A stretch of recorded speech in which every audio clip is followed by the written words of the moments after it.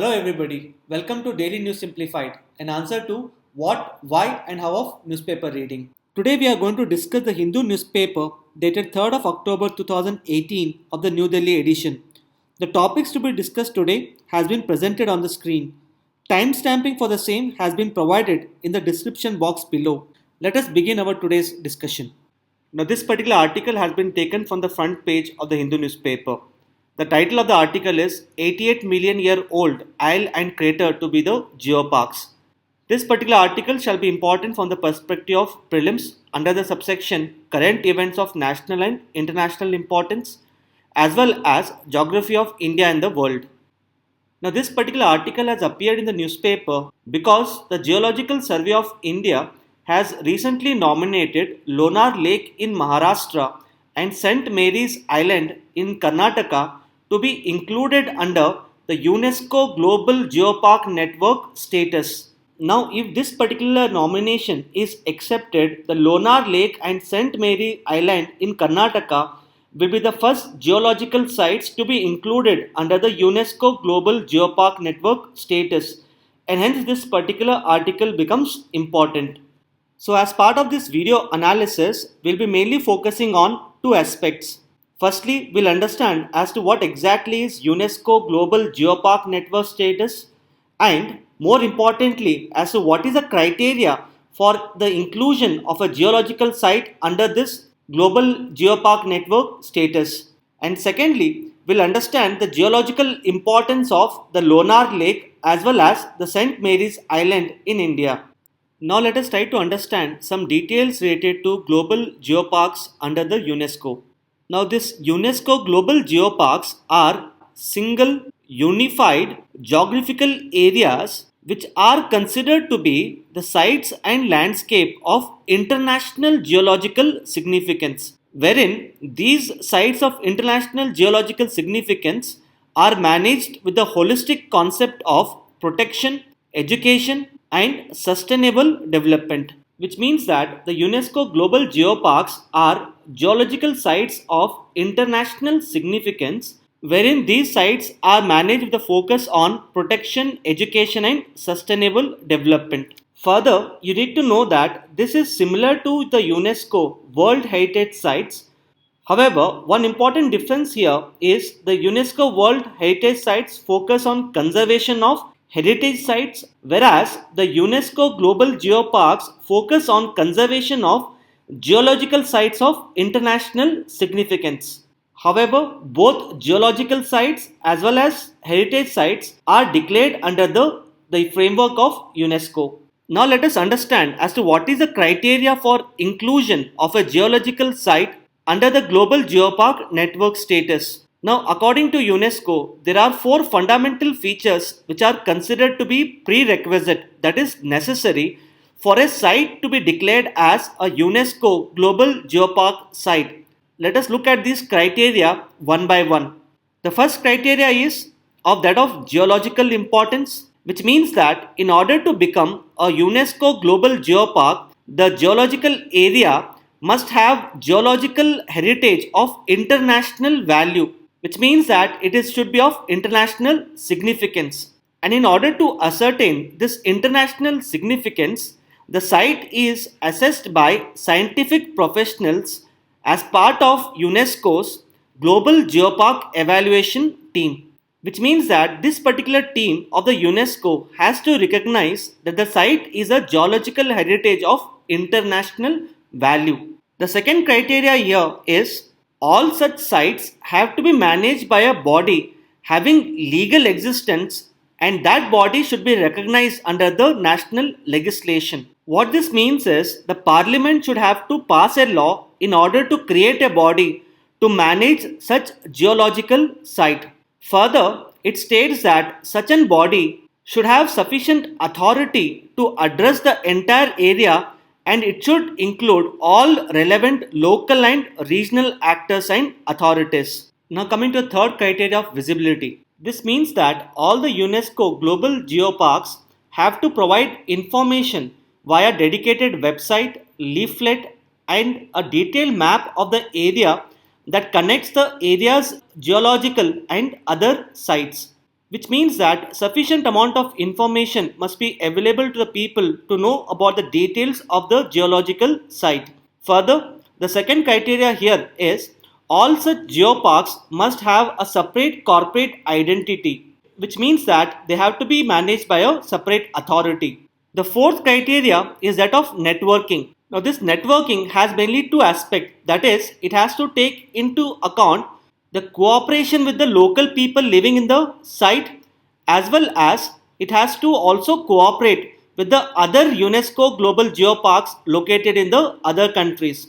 And this cooperation takes place through the global geoparks network, which means that all the geological sites which have been declared by the UNESCO have to compulsorily become part of Geoparks network.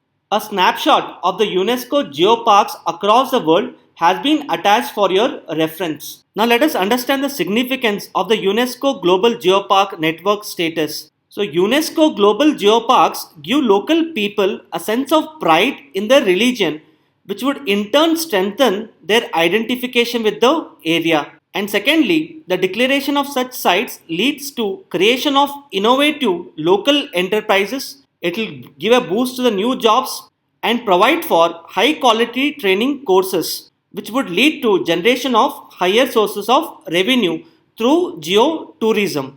And at the same time, it ensures that the geological resources of the area are well protected. Now, having understood about the criteria as well as the significance of the UNESCO geoparks, let us now look at the Lonar Lake of Maharashtra as well as St. Mary's Island. Now coming to the Lonar Lake. Now this particular lake is located in Buldana district of Maharashtra. Further, it has been notified as the National Geo-Heritage Monument by the government. Now coming to the geological significance of this particular lake. Now this lake is located in the world's only high velocity impact crater found in the basaltic rock. So the geological significance of this particular lake is it is the only impact crater lake which has been formed in the basaltic rock across the world. Now this particular crater was formed approximately 52,000 years ago when a meteor which was weighing 2 million tons crashed into the earth at an estimated speed of the 90,000 km per hour. So this particular lake has been mainly formed due to the impact of the meteor strike on Earth's surface. Now initially the scientists believed that the lake was of volcanic origin, but the further studies has proved that the lake has been sitting in a crater which has been formed due to extraterrestrial impact. The second unique factor related to this particular lake is this lake is both saline as well as alkaline at the same time, wherein the outer region of the lake is a neutral region with a pH level of 7. However, the inner region of the lake is an alkaline region with a pH level of 11. And both these regions, that is the inner as well as outer regions, have their own unique and diverse flora and fauna. And the most prominent reptile found in this crater lake happens to be monitor lizard. So these are the certain aspects which one would be required to know with respect to the Lonar Lake. Now coming to the details of the St. Mary's Island. Now this particular island is located on the coast of Malpe in the Udupi district of Karnataka. A map has been shown for your reference. Now the St. Mary Island, also known as the Coconut Island, are a set of 4 islands. Now the geological significance of these islands is that they are known for distinctive geological formation of columnar basaltic lava as shown in this particular figure. Further, out of the 4 islands, the northernmost island has a basaltic rock formation in the hexagonal form, and such a form is the only one of its type which is found in India. Now these are certain aspects which one would be required to know with respect to the St. Mary's Island. And finally, you have to know that this is a news in transition because the proposals to include these 2 sites have to be finally accepted by the UNESCO. So as part of this video analysis, we have understood as to what exactly is UNESCO Global Geopark Network status and as to what is the criteria for inclusion of a site in this particular network. Further, we also understood the geological importance of the Lonar Lake as well as St. Mary's Island. Let us now move to the next article. Now, this particular article has been taken from page number 12. The title of the article is Laser Pioneers Win Physics Nobel. This article shall be important from the perspective of the prelims under the subsection Current Events of National and International Importance. Now, this particular article has appeared in the newspaper in the context of the recent announcement of Nobel Prize in Physics for the year 2018 by the Royal Swedish Academy of Sciences. This particular Nobel Prize has been awarded for groundbreaking inventions in the field of laser physics, wherein one half of the Nobel Prize has been given to a scientist by the name Arthur Ashkin, whereas the other half has been jointly been given to Gerard Morrow as well as Donna Strickland. So as part of this video analysis, firstly we shall discuss certain details related to Nobel Prize. The details such as what exactly are Nobel Prizes, in which field or categories the prizes are given, as well as various institutions involved in the awarding of Nobel Prizes. And secondly, we shall also be discussing in detail about this year's Nobel Prize in the field of physics, wherein we shall be discussing about the contributions of Arthur Ashkin, Gerald Morrow, as well as Donna Strickland. Now coming to the details related to the Nobel Prizes.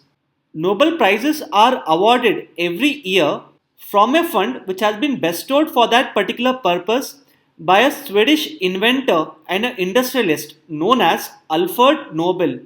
And these prizes are widely regarded as the most prestigious award given for intellectual achievement in the world. So, in a will drafted in 1895 by Alfred Nobel, he instructed that most of his fortune should be set aside as a fund, wherein the money from this particular fund should be used for awarding of 5 annual prizes. And these annual prizes should be given on those people who are able to bring about greatest benefit on the mankind through their inventions. And presently the prizes which are announced include Nobel Prize for Physics, Chemistry, Physiology or Medicine, Literature, Peace. Further, in the year 1969, an additional award has been introduced for the field of economics. Now coming to the institutions involved in awarding Nobel Prizes. After the death of Alfred Nobel, a Nobel Foundation was set up to carry out the provisions of his will as well as to administer his funds. Further, in his will, Alfred Nobel had stipulated that 4 different institutions should award the prizes, wherein out of these 4 different institutions, the 3 institutions are based in Sweden and 1 institution is based in Norway. And the institutions based in Sweden which award the Nobel Prize include the Royal Swedish Academy for Sciences, which award the Nobel Prizes in the field of physics, chemistry, as well as economics. The Karolinska Institute awards the Nobel Prize in the field of physiology or medicine, and the Swedish Academy gives away award in the field of literature. And when it comes to the Norway here, so the Norwegian Nobel Committee, which is located in Oslo, gives away the award with respect to the Nobel Prize for the peace. Now these are certain aspects which you would be required to know with respect to the Nobel Prizes. Now let us discuss about the Nobel Prize in the field of physics for the year 2018. Now coming to the contribution of Arthur Ashkin.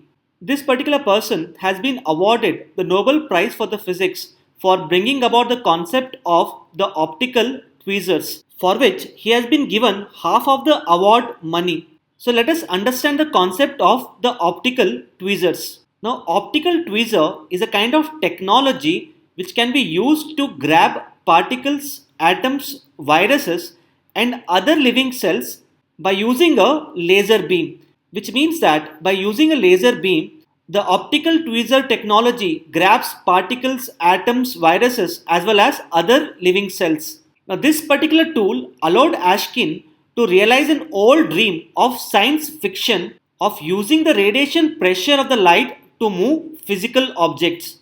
So by using this technology, he succeeded in getting the laser light to push small particles towards the center of the beam and to hold them there. Now the significance of the optical tweezers is that by using this technology, Ashkin was able to capture living bacteria without harming them, which in turn enabled him in studying the biological systems. And presently, this particular technology is widely used to investigate the machinery of the life. So, the ability of the optical tweezers to study biological systems without harming the living cells is considered to be one of the greatest contribution of the Arthur Ashkin, for which he has been awarded the Nobel Prize in the field of physics.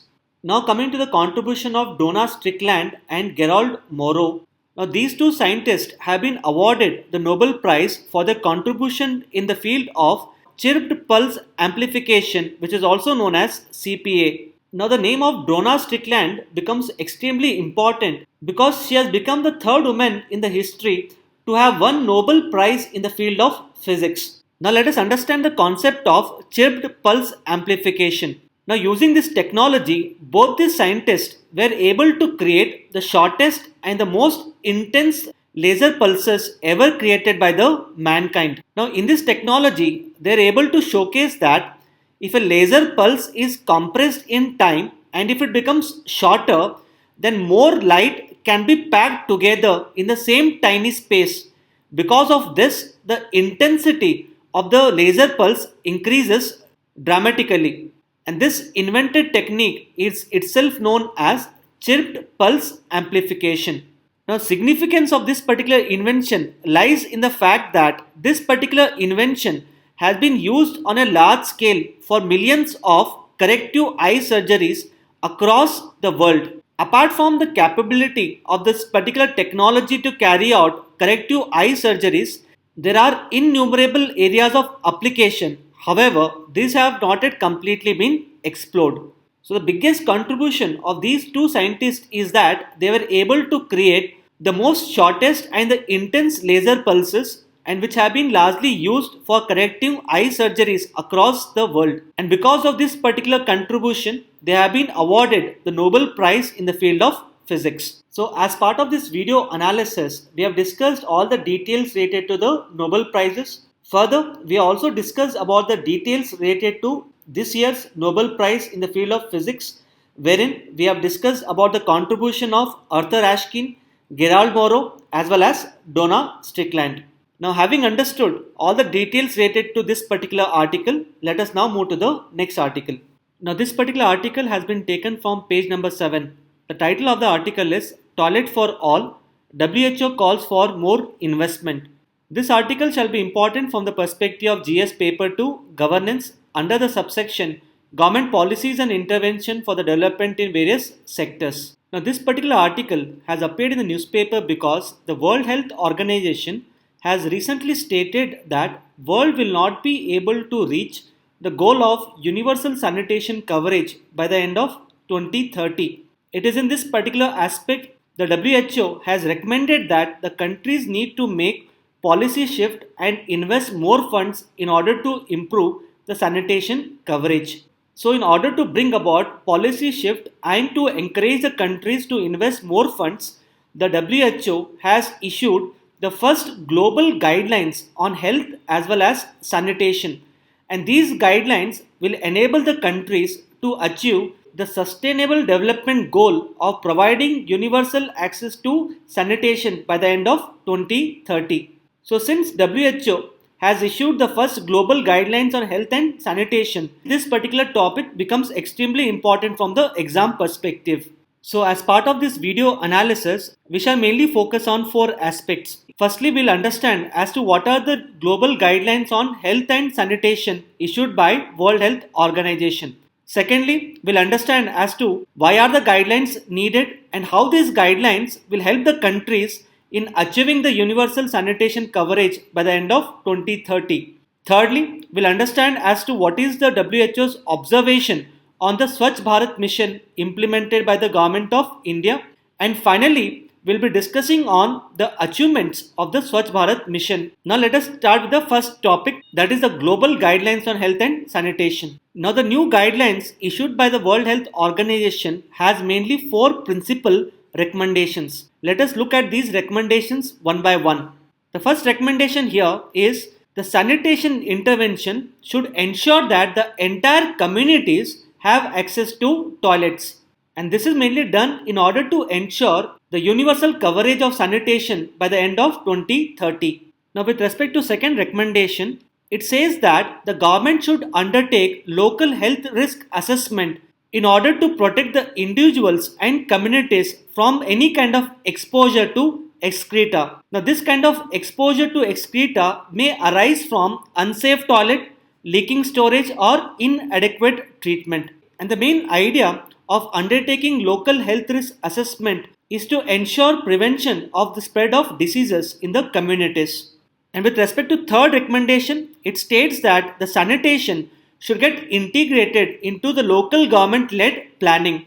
And lastly, it states that the health sector should invest more and play a coordinating role in sanitation planning in order to protect the public health. So these are the new guidelines which have been issued by World Health Organization in order to provide for the universal sanitation coverage by the end of 2030. Now coming to as to why the guidelines are needed and how the guidelines will help the countries. Now it is being said that the current sanitation programs implemented by the governments across the world are facing multiple problems. Firstly, these sanitation programs are unable to achieve the anticipated health gains. Further, it is also being said that there is lack of authoritative health-based guidance on the sanitation. Hence, by adopting the WHO new guidelines, countries can significantly reduce the 8 lakh annual diarrheal deaths which have been caused because of unsafe water, sanitation as well as hygiene. Further, as discussed, the guidelines also provide for higher investment by the governments in the sanitation because according to WHO, for every $1 invested in sanitation, the WHO estimates nearly six-fold return as measured by the lower health cost, increased productivity, and fewer premature deaths. So, investing more funds in the sanitation coverage would reduce the health cost, increase the productivity of the people, and lead to fewer premature deaths. And lastly, sanitation is recognized as a fundamental foundation of human health and development, and hence the WHO's sanitation and health guidelines are essential to securing the health and well-being of everyone and everywhere. So it is in this particular aspect the guidelines issued by WHO becomes extremely important. So with respect to WHO's observation on the Swachh Bharat mission implemented by the government of India, the WHO has appreciated the efforts of the Indian government in order to provide for the universal sanitation coverage. And most importantly, the WHO has been able to highlight that Swachh Bharat mission has been able to prevent approximately 3 lakh diarrheal deaths as well as the malnutrition in India between 2014 to 2019. So this particular aspect of Swachh Bharat mission in preventing deaths as well as malnutrition in India becomes extremely important as highlighted by the World Health Organization. Now let us look at some of the achievements of the Swachh Bharat mission. Now, firstly, under the Swachh Bharat mission, 74 million households in India have been provided with the toilets, and these toilets have been constructed between 2014 to 2018. So one remarkable achievement of Swachh Bharat mission is within 4 years 74 million households have been provided with the toilets. The second achievement here is in terms of increase in the sanitation coverage, wherein in the year 2014 only 38% of the rural households had access to sanitation. However, in 2018, 94% of the rural households have access to sanitation. And lastly, the achievement is in terms of increase in the number of open defecation free villages, wherein in the year 2014 there were hardly 47,000 villages which were declared as open defecation free. However, in 2018 almost 3.8 lakh villages, which comprise of 65% of all the villages in India, have been declared as open defecation free villages, which is considered to be a remarkable achievement of Swachh Bharat mission. So these are some of the biggest achievements of the Swachh Bharat mission implemented by the government.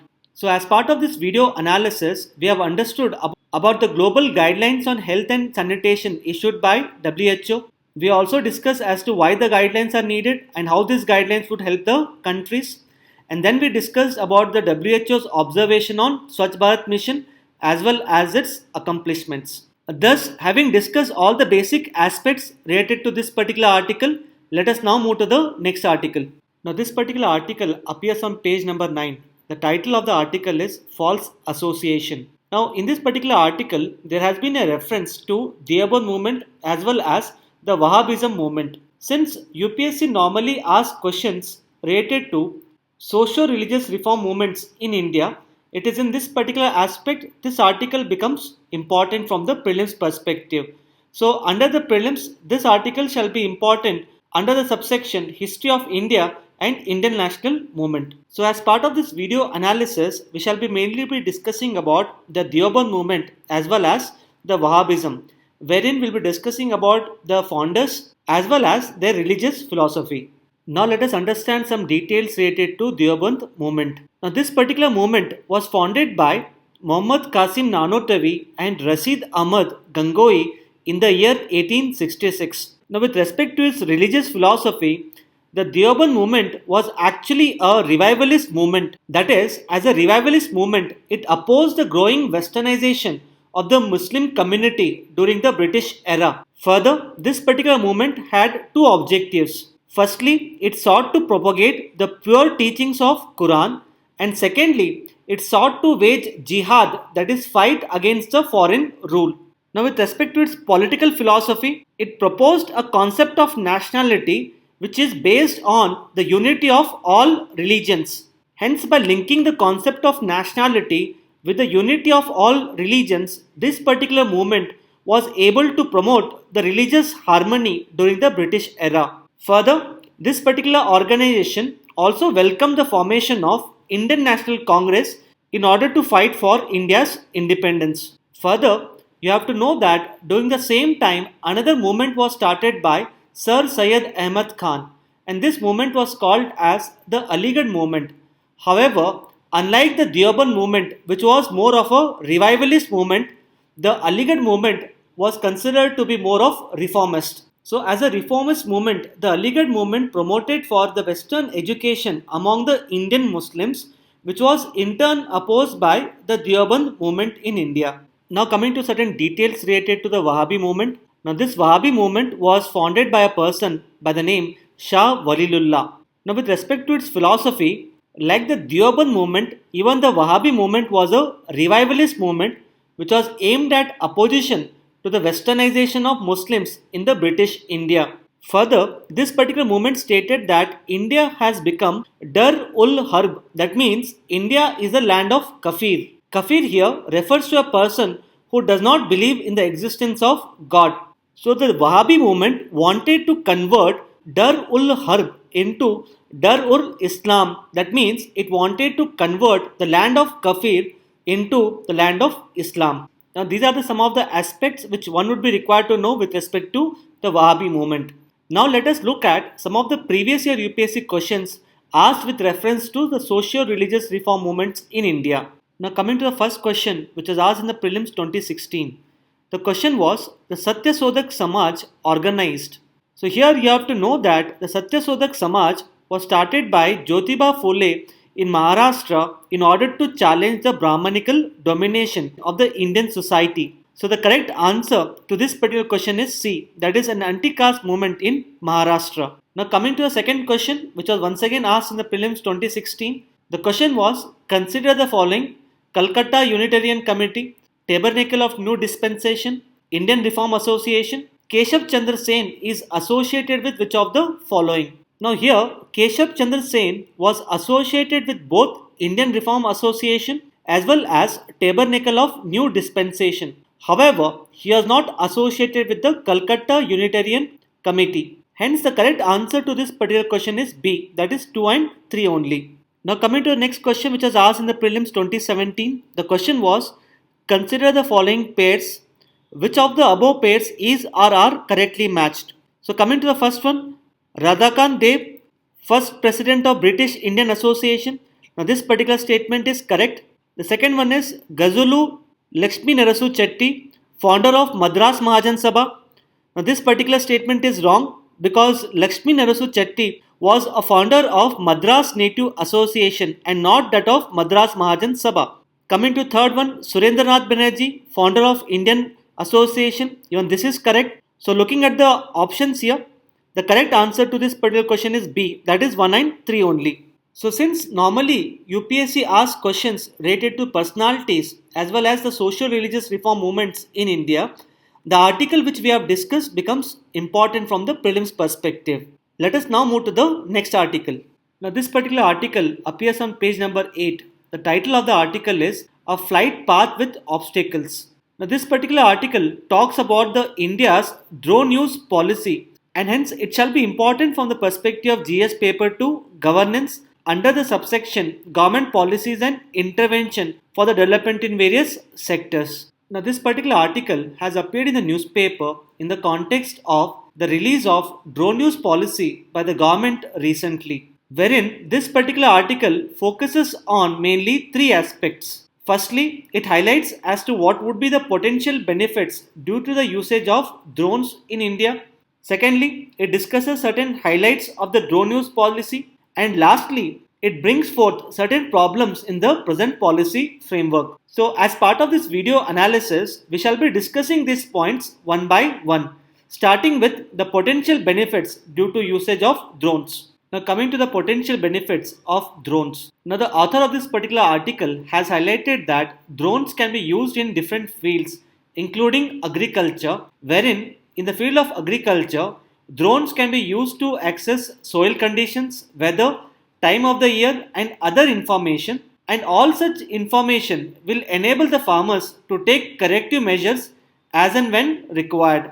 Now, in order to support the usage of drones in the field of agriculture, the author has highlighted a case study wherein the author mentions about a Swiss drone manufacturer whose customers have immensely benefited in improving their agricultural yields by customizing the usage of drones for their agricultural needs. Further, he says that the drones will be utilized in the near future across all the sectors, which will in turn help in improving the productivity and the commercial value of the products. Further, in order to further substantiate the potential benefit of the drones, the author has taken example of other economies such as China and USA.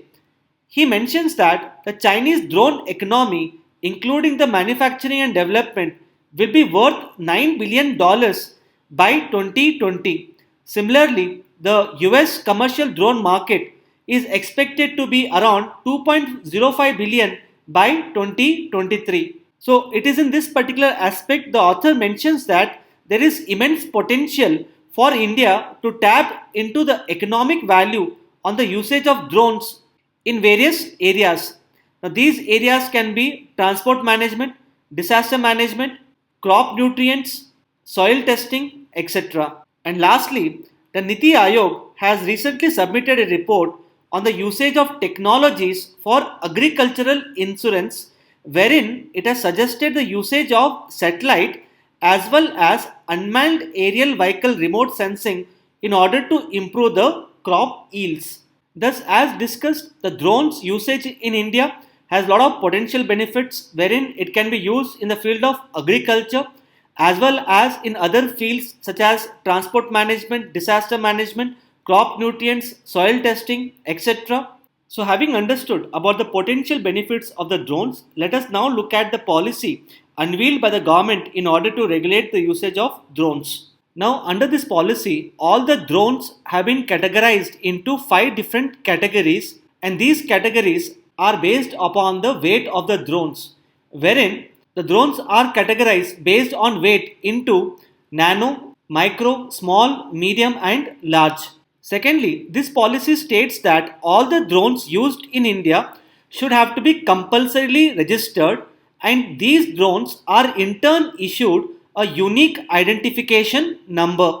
However, some of the drones are being exempted from being registered. Now, this exemption is applicable to the nano drones as well as the drones which are used by the security agencies in India. Further, in order to regulate the use of drones, the government of India has created National Unmanned Traffic Management Platform. It is also referred to as UTM platform. This particular platform works on a principle of no permission, no takeoff. It means that no drone can take off without the permission from the government. And in order to facilitate this particular permission, the users of the drone would be required to ask for a permission on a mobile app, and the permission would be given instantly through the mobile app. Further, under the drone regulation, the airspace in India has been partitioned into red zone, yellow zone and green zone, wherein the red zone refers to the fact that in these zones the flying of drones will not be permitted, and these areas will be around international airports, international border, strategic locations as well as military establishments. On the other hand, yellow zone airspace refers to those airspace where the usage of drones would be regulated, and the green zone would be those zones where there would be automatic permission for the usage of drones. Now these are some of the aspects which you would be required to know with respect to the drone policy in India. Now let us look at the problems highlighted by the author with respect to the drone use policy formulated by the government. The first problem identified by the author is with respect to red tapeism, wherein he highlights that multiple clearances have to be obtained from various agencies such as Home Ministry, Civil Aviation Ministry, local police office, etc. in order to fly the drones. Further, he also states that one application has to be submitted with almost 7 copies to the different authorities in order to get the clearances. So this in turn leads to red tapeism. It is in this particular aspect the author highlights that there is a need to streamline the approval process in order to reduce the red tapeism. Secondly, he highlights the security risk which would be posed by use of drones, wherein he has highlighted a recent example where drone was used to stage an attack on the Venezuelan president Nicolas Maduro. So it is in this aspect he says that the usage of drones may pose security risk, and hence appropriate framework has to be evolved by the government. So the two main problems highlighted by the author in this article with respect to usage of drones happens to be the red tapeism as well as the security risk. So finally, as part of this video analysis, we have looked at the potential benefits that would accrue to India due to usage of drones. Secondly, we have seen the highlights of the drone use policy. And finally, we have discussed the problems in the present policy as highlighted by the author. With this, we have come to end of today's discussion. Now let us look at the question for the day.